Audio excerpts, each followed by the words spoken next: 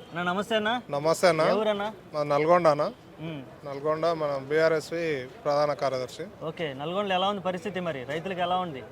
రైతులు ఏదన్నా ఇంకా మన రేవంత్ రెడ్డి గారు, నాకు కూడా ముఖ్యమంత్రి ఎవరు సరిగ్గా నోటికి వస్తలేదు.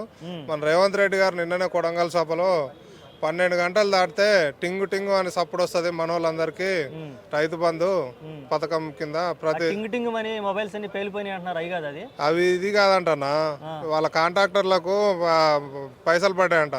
నిన్న మన అమలు చేసిన వాళ్ళు దానికి పైసలు ఇచ్చిరంట. అట్లా ఈరోజు ఊర్ల గ్రామ సభలలో కూడా చాలామంది ప్రజలు వ్యతిరేకత చూపుతున్నారు.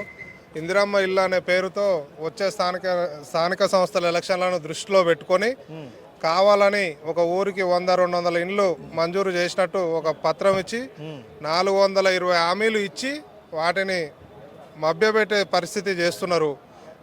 ఇది మన కాంగ్రెస్ ప్రభుత్వం. ఈరోజు నేను కాంగ్రెస్ ప్రభుత్వాన్ని ఒకటే హెచ్చరిస్తున్నాను. గతంలో కేసీఆర్ కట్టిన డబుల్ బెడ్రూమ్ ఇండ్లకు రంగులేసి ఇందిరమ్మ ఇల్లు అని చెప్తున్నారు.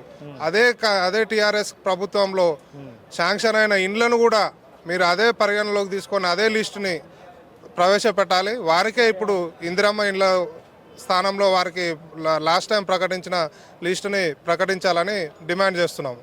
నన్ను బీఆర్ఎస్ నాయకుడిగా, లేదంటే బీఆర్ఎస్ ఓటర్గా, లేకపోతే బీఆర్ఎస్ మీద అభిమానిగా చెప్పొద్దన్నా. స్వచ్ఛందంగా రాష్ట్రంలో ఏం జరుగుతుంది, మీ స్థానికంగా ఏం జరుగుతుంది అదే చెప్పు. స్థానికంగా జరిగేదే చెప్తున్నామన్నా. ఈరోజు మనం యూట్యూబ్ చూసినా, ఫేస్బుక్ చూసినా, సామాజిక మాధ్యమాల్లో ఏదైనా ప్రజలు ఎట్లా తిరగబడుతున్నారు. ప్రతి ఒక్క ఇంత ముందుకు బీఆర్ఎస్ గవర్నమెంట్లో ఏ గ్రామ సభకైనా పోలీస్ సిబ్బందిని పెట్టి నడిపించిరా? ఈరోజు ప్రతి ఊర్లో ఎస్ఐ కానుంచి సిఐ కానుంచి డిఎస్పీ వరకు కూడా వాళ్ళ మీద వాళ్ళకి నమ్మకం లేక ప్రజలు ఎక్కడ తిరగబడి మమ్మల్ని కొడతారో, మమ్మల్ని వ్యతిరేకిస్తారో అనే భయంతో వందలాది మంది పోలీసులని వ్యవస్థను పెట్టి ఈరోజు గ్రామ సభలు నడిపిస్తున్న దుస్థితి ఈ కాంగ్రెస్ ప్రభుత్వానిది అని అందరూ ప్రజలు గమనిస్తున్నారు. పార్టీలకు అతీతంగా కూడా ఈరోజు రేవంత్ రెడ్డి గారిని వ్యతిరేకిస్తున్నారు. ఎప్పుడు ఎలక్షన్లు వస్తాయా ఈ రేవంత్ రెడ్డిని గద్దె దింపుదామనే ఆలోచనలో ప్రజలు ఉన్నారు ప్రస్తుత పరిస్థితులలో తెలంగాణ రాష్ట్రంలో.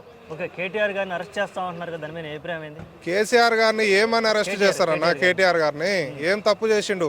ఈ కార్ రేసు అనేది ఒక దేశాలతో పోటీ పడి తెచ్చే ఒక సంస్థని మన హైదరాబాద్ నగరానికి, హైదరాబాద్ అభివృద్ధికి, హైదరాబాద్ డెవలపింగ్ కోసం కేటీఆర్ గారు ఎంతో శ్రమించి వాళ్ళని ఒప్పించి మీకు అన్ని వసతులు ఇక్కడ కల్పిస్తాం మేము అని వారికి ధైర్యం చెప్పి ఈ కార్ రేసుని మన హైదరాబాద్కు తేవడం జరిగింది. అలాంటప్పుడు కేటీఆర్ గారు ఏం తప్పు చేసినానే జైలు వేస్తారన్న? 53 కోట్ల రూపాయల మీద ఒక చిన్న కేసు పెట్టి, అసలు 53 కోట్ల రూపాయలు అనేది ఒక వాటర్ ప్యాకెట్ల ఖరీదు కాదన్న ఆ సంస్థ తెచ్చినందుకు హైదరాబాద్లో. ఆ చిన్న విషయం మీద ఏదో రేవంత్ రెడ్డి గారి భార్య కేటీఆర్ గారి మీద కక్ష కట్టి ఎప్పుడు మీరు కేటీఆర్ గారిని జైల్లో పెడతారని ఇంట్లో పోరు భరించలేక ఈయన ఏదో నాటకం వేసి చేస్తుండు. దాన్ని కూడా ప్రజలు తిరస్కరిస్తున్నారు. సామాజిక వ్యవస్థ మొత్తం వ్యతిరేకిస్తుంది. ఓకే అన్న, థ్యాంక్ యూ.